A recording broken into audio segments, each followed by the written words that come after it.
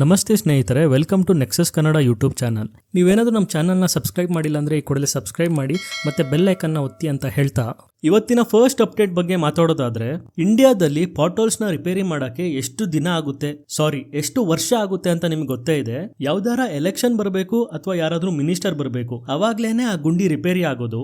ಆದ್ರೆ ಲಂಡನ್ ನಲ್ಲಿ ಒಂದು ಸಣ್ಣ ಗುಂಡಿ ಇದ್ರೂ ಕೂಡ ಅದನ್ನ ಎಷ್ಟು ಬೇಗ ರಿಪೇರಿ ಮಾಡ್ತಾರೆ ಅಂತ ದೀಪಿಕಾ ಅನ್ನೋರು ತಮ್ಮ ಇನ್ಸ್ಟಾಗ್ರಾಮ್ ನಲ್ಲಿ ಒಂದು ವಿಡಿಯೋನ ಅಪ್ಲೋಡ್ ಮಾಡಿದ್ದಾರೆ. ಆ ವಿಡಿಯೋ ಪ್ಲೇ ಮಾಡ್ತೀನಿ, ನೋಡ್ಕೊಂಡು ಬನ್ನಿ. ಲಂಡನ್ ಅಲ್ಲಿ ರೋಡ್ ಕಾಮಗಾರಿ ಹೇಗಿರತ್ತೆ ಅಂತ ತೋರಿಸ್ತೀನಿ. ನಮ್ಮ ಮನೆ ಎದುರುಗಡೆ ಇರೋಂತ ರೋಡೇನೆ ಇದು. ಬೆಳಿಗ್ಗೆ 9 ಗಂಟೆಗೆ ಬಂದಿದ್ದಾರೆ. ಆ ರೋಡ್ ಅಲ್ಲಿ ಇಷ್ಟಿಷ್ಟಾಗ್ಲ ಒಂದ್ ಸಣ್ಣ ಸಣ್ಣ ಗುಂಡಿ ಇತ್ತು. ಅದಿಷ್ಟಕ್ಕೇನೆ ಇವ್ರು ತಲೆ ಕೆಡಿಸ್ಕೊಂಡು ರೋಡ್ ನ ಕೇಕ್ ತರ ಕಟ್ ಮಾಡಿ ರಿಪೇರಿ ಮಾಡ್ತಾ ಇದ್ದಾರೆ.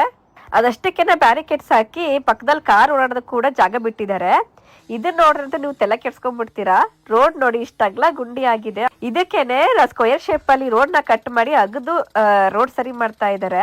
ಈ ತರ ರೋಡ್ ಕಾಮಗಾರಿ ನಡೀತಿರ್ಬೇಕಾದ್ರೆ 10 ಮೀಟರ್ ಇದ್ದಂಗೆನೆ ಸೈನ್ಸ್ ಹಾಕಿರ್ತಾರೆ, ಕಾಮಗಾರಿ ನಡೀತಾ ಇದೆ, ನಿಧಾನಕ್ಕೆ ಹೋಗಿ ಅಂತ. ಫ್ರೆಂಡ್ಸ್ ಜೊತೆಗೆಲ್ಲ ಆರಾಮಾಗಿ ಸುತ್ತಾಡ್ಕೊಂಡು ಮನೆಗೆ ಬರ್ಬೇಕಾದ್ರೆ ರೋಡ್ ಬ್ಲಾಕ್ ಆಗಿದೆ, ಪಕ್ಕದ ರೋಡಿಂದ ಬಂದ್ವಿ, ಪೆಟ್ರೋಲ್ ಖರ್ಚು ಮಾಡ್ಕೊಂಡು ಲೇಟ್ ಆಯ್ತು ಅಂತ ಸುಳ್ಳು ಹೇಳೋಕೆ ಅವಕಾಶ ಕೂಡ ಕೊಡೋದಿಲ್ಲ ಇವರು. ಸುಳ್ಳು ಹೇಳ್ಬಾರ್ದಲ್ಲ, ಅದಕ್ಕೇನೆ ರೋಡಲ್ಲಿ ಎಷ್ಟೇ ಕೆಲಸ ನಡೀತಾ ಇದ್ರು ಪಕ್ಕದಲ್ಲಿ ಒಂದು ವೆಹಿಕಲ್ ಹೋಗೋದಕ್ಕೆ ಜಾಗ ಕೂಡ ಮಾಡ್ಕೊಟ್ಟಿರ್ತಾರೆ. ಇಲ್ಲಿರೋ ಹೈಕ್ಲಿಗೆ ಕೊಚ್ಚನಲ್ಲಿ ಕಚಪಚ ಅಂತ ಓಡಾಡೋ ಮಜಾನೇ ಇಲ್ಲ. ನೋಡಿ ಎಷ್ಟು ಬೇಗ ರೋಡ್ ಮುಸ್ತಾ ಇದಾರೆ.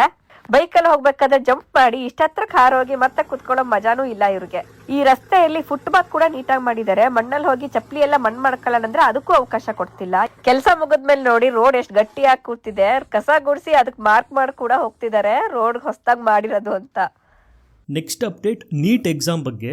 ನೀಟ್ ಎಕ್ಸಾಮ್ನ ಕ್ರ್ಯಾಕ್ ಮಾಡಿ ಮೆಡಿಕಲ್ ಕಾಲೇಜಲ್ಲಿ ಸೀಟ್ ತೊಗೊಳಕ್ಕೆ ಎಷ್ಟೋ ಜನ ಸ್ಟೂಡೆಂಟ್ಸು 1 ವರ್ಷ ಅಲ್ಲ 2 ವರ್ಷ ಡ್ರಾಪ್ ತೊಗೊಂಡು ಎಕ್ಸಾಮ್ಸ್ಗೆ ಪ್ರಿಪರೇಷನ್ ಮಾಡ್ತಾರೆ. ಅದೇ ರೀತಿ ಇಲ್ಲೊಬ್ಬ ಹುಡುಗ ಉತ್ತರ ಪ್ರದೇಶದಿಂದ, ಇವನ ಹೆಸರು ಬಂದು ಸೂರಜ್ ಅಂತ. ಇವನು ಡಿಫಾರ್ಮ್ ಕೋರ್ಸ್ನ ಮುಗಿಸಿ ನೀಟ್ ಎಕ್ಸಾಮ್ಗೆ ಪ್ರಿಪರೇಷನ್ ಮಾಡ್ತಾ ಇರ್ತಾನೆ. 2 ವರ್ಷ ಪ್ರಿಪರೇಷನ್ ಮಾಡಿದ್ರು ಅವನಿಗೆ ಯಾವುದೇ ಒಂದು ಮೆಡಿಕಲ್ ಕಾಲೇಜಲ್ಲಿ ಸೀಟ್ ಸಿಗಲ್ಲ. ಅದಕ್ಕೋಸ್ಕರ ಇವನ್ ಏನ್ ಡಿಸಿಷನ್ ತಗೊಂತಾನೆ ಅಂದ್ರೆ, ತನ್ನ ಸ್ವಂತ ಕಾಲ್ನೆ ಕಟ್ ಮಾಡ್ಕೊಂಡು ಡಿಸಬಿಲಿಟಿ ಕೋಟಾದಲ್ಲಿ ಮೆಡಿಕಲ್ ಸೀಟ್ ತಗೋಬೇಕು ಅಂತ ಡಿಸೈಡ್ ಮಾಡ್ತಾನೆ. ಅದೇ ರೀತಿ ಅನಸ್ತೇಶಿಯಾ ಮತ್ತೆ ಮಷೀನ್ ಎಲ್ಲ ತಗೊಂಡ್ ಬಂದು ಅವನೇ ಅನಸ್ತೇಶಿಯಾನ ಇಂಜೆಕ್ಟ್ ಮಾಡ್ಕೊಂಡು ತನ್ನ ಕಾಲ್ನ ಆಂಪ್ಯೂಟೇಟ್ ಮಾಡ್ಕೊಂತಾನೆ. ಆಮೇಲೆ ಅವ್ರ ಅಣ್ಣ ಆಕಾಶ್ ಅವರು ಪೊಲೀಸ್ ಸ್ಟೇಷನ್ಗೆ ಹೋಗಿ ಯಾರೋ 4 ಜನ ಸೂರಜ್ ಅವ್ರ ಮೇಲೆ ಅಟ್ಯಾಕ್ ಮಾಡಿ ಅವ್ರ ಕಾಲ್ನ ಕಟ್ ಮಾಡಿದ್ದಾರೆ ಅಂತ FIR ನ ರಿಜಿಸ್ಟರ್ ಮಾಡ್ತಾರೆ. ಪೊಲೀಸ್ ಅವರು ಇನ್ವೆಸ್ಟಿಗೇಷನ್ ನ ಸ್ಟಾರ್ಟ್ ಮಾಡಿದ್ದಾರೆ. ಇನ್ವೆಸ್ಟಿಗೇಷನ್ ಅಲ್ಲಿ ಏನ್ ಗೊತ್ತಾಗಿದೆ ಅಂದ್ರೆ, ಸೂರಜ್ ಅವರ ಕಾಲ್ ಕಟ್ ಆಗಿದೆಯಲ್ಲ ಅದೊಂದು ಕ್ಲೀನ್ ಕಟ್, ಅಲ್ಲಿ ಯಾವುದೇ ರೀತಿ ಅಟ್ಯಾಕ್ ಆಗಿರೋದು ಕಂಡು ಬಂದಿಲ್ಲ. ಮತ್ತೆ ಸೂರಜ್ ಅವ್ರನ್ನ 4 ಜನ ಅಟ್ಯಾಕ್ ಮಾಡಿದ್ರು ಅಂತ ಹೇಳಿದ್ರಲ್ಲ, ಆ ಒಂದು ಜಾಗದಲ್ಲಿ ಅನಾಸ್ತೇಶಿಯಾ ಮತ್ತೆ ಇಂಜೆಕ್ಷನ್ ಕಂಡು ಬಂದಿದೆ. ಕೊನೆಗೆ ಪೊಲೀಸ್ ಅವರು ಸುಳ್ಳು ಮಾಹಿತಿ ನೀಡಿ ಈ ಒಂದು ಕೇಸ್ ನ ಮಿಸ್ಲೀಡ್ ಮಾಡಿದ್ದಾರೆ ಅಂತ ಸೂರಜ್ ಅವ್ರ ಮೇಲೆನೆ ಆಕ್ಷನ್ ತಗೊಂಡಿದ್ದಾರೆ. ನೆಕ್ಸ್ಟ್ ಅಪ್ಡೇಟ್ ಉತ್ತರ ಪ್ರದೇಶದಿಂದ ಫರೂಕಾಬಾದ್ ಸಿಟಿಲಿ ಒಂದು ಸಿಗ್ನಲ್ ಹತ್ರ 10 ವರ್ಷದ ಹುಡುಗಿ ರೋಸ್ ನ ಸೆಲ್ ಮಾಡ್ತಾ ಇರ್ತಾಳೆ.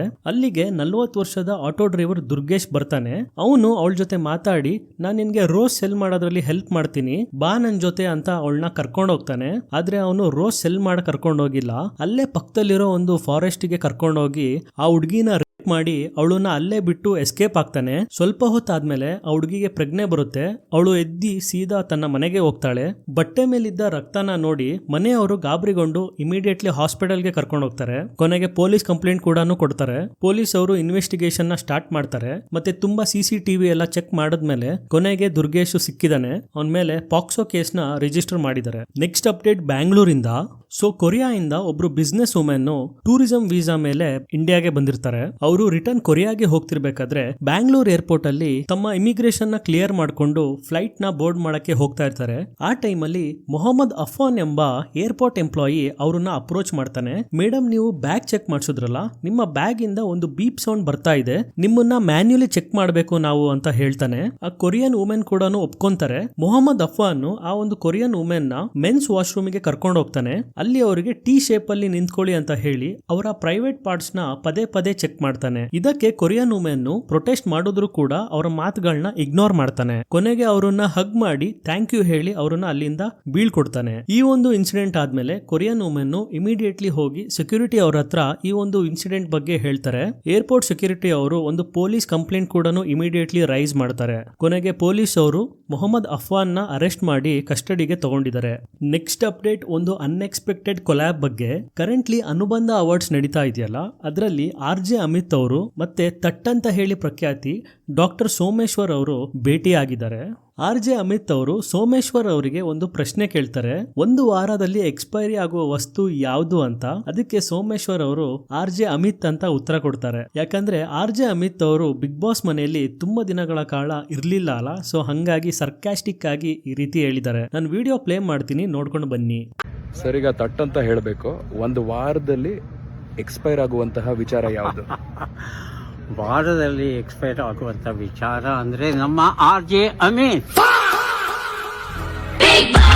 ನೆಕ್ಸ್ಟ್ ಅಪ್ಡೇಟ್, ಇಂಗ್ಲೆಂಡ್ ಇಂದ ಒಬ್ರು ಭಾರತದ ಟ್ಯಾಕ್ಸಿ ಡ್ರೈವರ್ ಪ್ಯಾಸೆಂಜರ್ ನ ಕಾರಲ್ಲೇ ಲಾಕ್ ಮಾಡ್ಕೊಂಡಿದ್ದಾರೆ. ಹೌದು, ಏನಕ್ಕೆ ಅಂತ ಕೇಳೋದಾದ್ರೆ, ಪ್ಯಾಸೆಂಜರ್ ಭಾರತದ ಮಹಿಳೆಗೆ ಟಿಪ್ಸ್ ಕೊಟ್ಟಿಲ್ಲ, ಅದಕ್ಕೆ ಭಾರತದ ಮಹಿಳೆ ಕಾರ್ನ ಲಾಕ್ ಮಾಡ್ಕೊಂಡು ಅವ್ರನ್ನ ಒಳಗಡೆನೆ ಕೂಡಾಕಿದ್ರು. ಮತ್ತೆ ನೀವು ಟಿಪ್ಸ್ ಕೊಡೋ ತನಕ ನಾನು ಡೋರ್ಸ್ ನ ಅನ್ಲಾಕ್ ಮಾಡಲ್ಲ ಅಂತ ಅವ್ರನ್ನ ಬೆದರಿಸಿದ್ದಾರೆ. ಈ ಒಂದು ಹೋಲ್ ಇನ್ಸಿಡೆಂಟ್ ನ ಪ್ಯಾಸೆಂಜರ್ ರೆಕಾರ್ಡ್ ಮಾಡಿ ಟ್ವಿಟರ್ ಅಲ್ಲಿ ಅಪ್ಲೋಡ್ ಮಾಡಿದ್ದಾರೆ. ಮತ್ತೆ ಈ ಒಂದು ವಿಡಿಯೋ ತುಂಬಾನೇ ವೈರಲ್ ಹೋಗಿದೆ. ನಾನು ವಿಡಿಯೋ ಪ್ಲೇ ಮಾಡ್ತೀನಿ, ನೋಡ್ಕೊಂಡು ಬನ್ನಿ. No, I don't want to tip you. You just open Why? the door. No, this is a rule here in this country. You have to give me the tips. No, it's not. I've never given any other Uber driver a tip. Look, I need to get out. I don't care. I need tips because I give you that service. I drive from a long Well, distance. Give me the tips. Get it out. Can't you just let me out? I've No. paid for this service. No, you paid the okay. You paid whatever that will go to that company. I need tips for myself. Okay. I need tips. That is the rule. Do you understand? You are not understanding what I'm saying. I have understood that you want a tip. Yes. But tips are optional. You don't I ask know. for Who them. says it's optional? It's a mandatory in this country. No way. I'll call the police. No way. I will call the police because the fact that you're No, not because letting the me rule out. is here. Police don't support you. Police will support me. Do you understand? You're a whole. Next update, Andhra ಪ್ರದೇಶದಿಂದ ಅನಂತಪುರ ಅಲ್ಲಿ ಒಬ್ರು train passenger ಸ್ವಿಗ್ಗಿಲಿ food ನ order ಮಾಡ್ತಾರೆ. Swiggy delivery partner ಆ food ನ delivery ಮಾಡಕ್ಕೆ ಅಂತ Anantapur railway station ಗೆ ಬರ್ತಾರೆ. ಮತ್ತೆ ಟ್ರೈನ್ ನ ಹತ್ತಿ ಫುಡ್ ನ ಡೆಲಿವರಿ ಕೂಡ ಮಾಡ್ತಾರೆ. ಆದ್ರೆ ಅವರು ಡೆಲಿವರಿ ಮಾಡೋ ಅಷ್ಟೊತ್ತಿಗೆ ಟ್ರೈನ್ ಮೂವ್ ಆಗಕ್ಕೆ ಸ್ಟಾರ್ಟ್ ಆಗುತ್ತೆ. ಆ ಒಂದು ಟೈಮ್ ಅಲ್ಲಿ ಅವರು ಟ್ರೈನ್ ಇಂದ ಇಳಿಯಕ್ಕೆ ಪ್ರಯತ್ನ ಪಡ್ತಾರೆ. ಟ್ರೈನ್ ತುಂಬಾನೇ ಸ್ಪೀಡ್ ಅಲ್ಲಿ ಇರುತ್ತೆ.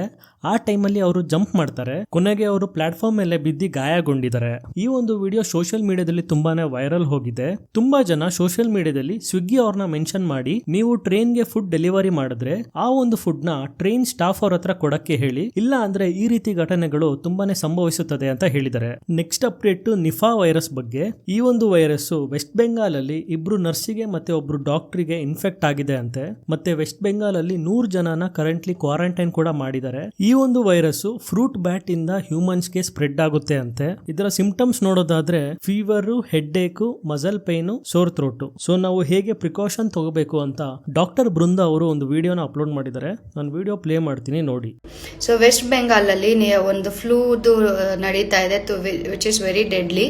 ಸೊ ಜೀವನೇ ಹಾನಿಕರ ಮಾಡುವಂತ ವೈರಸ್ ಸ್ಟಾರ್ಟ್ ಆಗ್ತಿದೆ, ಸೇಮ್ ಲೈಕ್ ಕೊರೋನಾ ತರ ನಿಫಾ ವೈರಸ್ ಅಂತ. ಸೊ ನಿಫಾ ವೈರಸ್ ವೆಸ್ಟ್ ಬೆಂಗಾಲಲ್ಲಿ ಔಟ್ಬ್ರೇಕ್ ಆಗಿರೋದ್ರಿಂದ 5 ಕೇಸಸ್ ಡಿಟೆಕ್ಟ್ ಆಗಿದೆ. ಅದರಲ್ಲಿ 3 ಜನ ಆಲ್ರೆಡಿ ತೀರ್ಕೊಂಡಿದ್ದಾರೆ. ಹಾಗೆ 2 ICU ಅಲ್ಲಿ ಸ್ಟ್ರಗಲ್ ಮಾಡ್ತಾ ಇದ್ದಾರೆ, ತುಂಬಾ ಕ್ರಿಟಿಕಲ್ ಕಂಡೀಷನ್ ಅಲ್ಲಿ ಇದ್ದಾರೆ. ಸೊ ನಿಫಾ ವೈರಸ್ ಅಂದ್ರೆ ಏನು, ಹೇಗೆ ಸ್ಪ್ರೆಡ್ ಆಗುತ್ತೆ ಇದು? ನಿಫಾ ವೈರಸ್ ಯೂಶಲಿ ಅನಿಮಲ್ಸ್ ಇಂದ ಬರುವಂತದ್ದು ಚಾನ್ಸಸ್ ಇರುತ್ತೆ. ಸೊ ಇದರಲ್ಲಿ ಏನೇನು ಸಿಂಪ್ಟಮ್ಸ್, ನಾವೇನು ಪ್ರಿಕಾಷನ್ಸ್ ತಗೋಬೇಕು? ಸಿಂಪ್ಟಮ್ಸ್ ಯೂಶಲಿ ನಾರ್ಮಲ್ ಫ್ಲೂ ತರನೇ ಇರುತ್ತೆ, ಲೈಕ್ ಕೋವಿಡ್ ಅಲ್ಲಿ ಇತ್ತಲ್ಲ ಅದೇ ತರ. ಫೀವರ್, ಹೆಡ್ ಏಕ್, ಕಾಫ್, ಬಾಡಿ ಪೇನು, ಚೆಸ್ಟ್ ಉಸಿರಾಡಕ್ಕೆ ಕಷ್ಟ ಆಗೋದು, ಇಲ್ಲ ಕೈ ಕಾಲೆಲ್ಲ ತುಂಬಾ ವೀಕ್ನೆಸ್ ಆಗೋದು, ಈ ತರ ಹೋಗುತ್ತೆ. ಸೊ ಇದನ್ನು ಹೇಗೆ ಪ್ರಿವೆಂಟ್ ಮಾಡ್ಕೋಬೇಕು? ಬೇಸಿಕ್ ಆಗಿ ಸೇಮ್ ಹೈಜೀನು, ಕೋವಿಡ್ ತರ ಎನಿ ಫ್ಲೂ ನಾವು ಪ್ರಿವೆಂಟ್ ಮಾಡಬೇಕು, ಅದು ಬರಬಾರ್ದು ಅಂತ ಅಂದ್ರೆ ನಮ್ಮ ಪ್ರೊಟೆಕ್ಷನ್ ಅಲ್ಲಿ ನಾವಿರ್ಬೇಕು. ಆದಷ್ಟು ನೀವು ಕೈನ ಹೊರಗಡೆಯಿಂದ ಹೋಗಿ ಬರೋದಿರ್ಬೋದು, ಏನೇ ಇದ್ರೂ ನೀವು ಹ್ಯಾಂಡ್ ವಾಶ್ ಮಾಡೋದನ್ನ ಪ್ಲೀಸ್ ಅಭ್ಯಾಸ ಮಾಡ್ಕೊಳ್ಳಿ. ಹ್ಯಾಂಡ್ ವಾಶ್ ಮಾಡಿ, ಪ್ರತಿಯೊಂದು ಸಲಿನೂ ಹ್ಯಾಂಡ್ ವಾಶ್ ಮಾಡಿ ಚೆನ್ನಾಗಿ. ಹಾಗೆ ನೀವು ಮಾಸ್ಕ್ ಧರಿಸ್ಬೇಕು. ಕ್ರೌಡ್ ಪ್ಲೇಸಸ್ ಅಲ್ಲಿ ಹೋಗ್ಲಿ, ಎಲ್ಲಾದ್ರೂ ಹೋಗಿ ಹೊರಗಡೆ ಬಂದ್ರೆ ಪ್ಲೀಸ್ ಮಾಸ್ಕ್ ಹಾಕೊಳ್ಳಿ.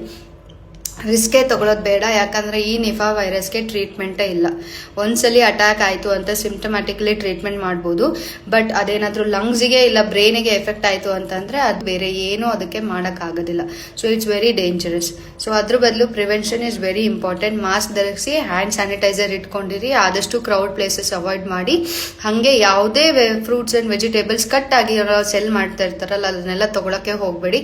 ಔಟ್ಸೈಡ್ ಫುಡ್ನ ಅವಾಯ್ಡ್ ಮಾಡಿ. ಫುಡ್ ಅಂದಿದ ತಕ್ಷಣ ಬರೀ ಜಂಕ್ ಫುಡ್ ಅಂತ ಅಲ್ಲ, ಏನೇ ಔಟ್ಸೈಡ್ ಫುಡ್ ಇದ್ರೂ ತಗೊಳಕ್ ಹೋಗ್ಬೇಡಿ. ಯಾರಿಗ್ ಗೊತ್ತು ಅವ್ರಿಗೆ ನೆಗಡಿ ಇತ್ತ ಕೆಮ್ಮಿತ್ತ, ಯಾರಿಗ್ ಗೊತ್ತು ಹೆಂಗೋ ಕಂಟಾಮಿನೇಟ್ ಆಗಿರ್ಬೋದು. ಇಲ್ಲ ಕಟ್ ಫ್ರೂಟ್ಸು ಅದಂತೂ ತಗೊಳ್ಳೇಬೇಡಿ. ಯಾವುದೇ ಫ್ರೂಟ್ ನೀವು ತಿನ್ನೋದಾದ್ರೂ ಚೆನ್ನಾಗಿ ಕ್ಲೀನ್ ಮಾಡಿ, ವೆಜಿಟೇಬಲ್ಸ್ನ ಚೆನ್ನಾಗಿ ವಾಶ್ ಮಾಡಿ ಕ್ಲೀನ್ ಮಾಡಿ ಆಮೇಲೆ ಉಪಯೋಗಿಸಿ. Prevention is only the best cure. So ಆದಷ್ಟು ನೀವು ನಿಮ್ಮನ್ನ ಪ್ರೊಟೆಕ್ಟ್ ಮಾಡ್ಕೊಳ್ಳಿ, ನಿಮ್ಮ ಜೊತೆಲಿರೋರು ಸೊಸೈಟಿನ ಪ್ರೊಟೆಕ್ಟ್ ಮಾಡ್ಕೊಳ್ಳಿ. ನಿಮಗೆ ಆಲ್ರೆಡಿ ಕೋಲ್ಡ್ ಅಂಡ್ ಕಾಫ್ ಇದ್ರೆ ಪ್ಲೀಸ್ ಹೊರಗಡೆ ಹೋಗಬೇಡಿ. ಪ್ಲೀಸ್ ಮನೇಲಿದ್ದು ಅದಕ್ಕೆ ಟ್ರೀಟ್ಮೆಂಟ್ ತಗೊಂಡು ಆಮೇಲೆ ಹೋಗಿ. ನಿಮ್ಮಿಂದ ಇನ್ನೊಬ್ರಿಗೆ ತೊಂದರೆ ಆಗೋದು ಬೇಡ. ಈ ಅವೇರ್ನೆಸ್, ಈ ಕಾನ್ಶಿಯಸ್ನ ಎಲ್ಲ ಮನುಷ್ಯರಿಗೂ ಇದ್ರೆ ಇದು ಸ್ಪ್ರೆಡ್ ಆಗೋದನ್ನ, ನಾವು ಔಟ್ಬ್ರೇಕ್ ಆಗೋದನ್ನ ತಡಿ. ಇದಾಗಿತ್ತು ಇವತ್ತಿನ ಟಾಪ್ ಟ್ರೆಂಡಿಂಗ್ ನ್ಯೂಸ್. ನೀವೇನಾದ್ರೂ ನಮ್ಮ ವಿಡಿಯೋನ ಲೈಕ್ ಮಾಡಿಲ್ಲ ಅಂದ್ರೆ ಈ ಕೂಡ ಲೈಕ್ ಮಾಡಿ, ಶೇರ್ ಮಾಡಿ, ಸಬ್ಸ್ಕ್ರೈಬ್ ಮಾಡಿ ಮತ್ತು ಬೆಲ್ ಐಕನ್ನ ಒತ್ತಿ ಅಂತ ಹೇಳ್ತಾ ಥ್ಯಾಂಕ್ ಯು.